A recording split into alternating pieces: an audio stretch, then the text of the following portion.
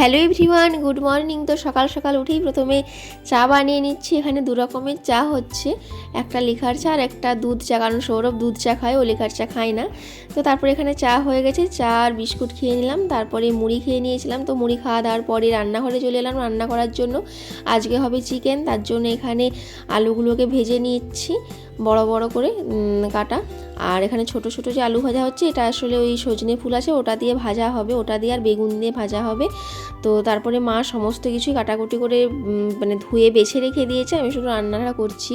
আর এখানে আলুটাও ভাজা হয়েই এসেছে প্রায়। তো তারপরে আমার রান্না সব কমপ্লিট, যেগুলো বাড়িতে হবে। আর বাইরে হবে চিকেন, আপনারা তো জানেনই আমাদের ঘরে চিকেনটা হয় না, তার জন্য বাইরেই হবে। আর বাইরে একটা ছোট মানে গ্যাস নিয়ে যাওয়া হয়, ওই গ্যাসেই রান্না করা হয়। আর ভাই চিকেনটা এনে চিকেনটা ধুয়ে তারপরে নুন হলুদ সমস্ত কিছু যা যা লাগে মাখিয়ে রেখে দিয়েছে। তো এখানে বাইরে সমস্ত কিছু নিয়ে চলে এসেছি, মশলাপাতি, তারপরে চিকেন যা যা লাগবে। তো এখানে কড়াইতে তেল দিয়ে দিয়েছি, তেলটা গরমও হয়ে যাওয়ার পরে তারপরে মশলাপাতি চিকেন দিয়ে এখানে কষিয়ে নিয়েছি। তো কষাটা কত সুন্দর হয়েছে দেখুন কালারটা। তো আজকে যদিও কষা খাবো না, কারণ আজকে ঝোল খাবো, যেহেতু দুপুরবেলা তেমন কিছুই রান্না হয়নি। আর তো আজকে এরকম পাতলা একটু ঝোল খাবো। তো অনেকদিন ঝোলটাও খাওয়া হয়নি, বেশিরভাগ সময় কষাটাই খাওয়া হয়। তো আজকে ঝোলটাও খুব ভালোই হয়েছিল খেতে।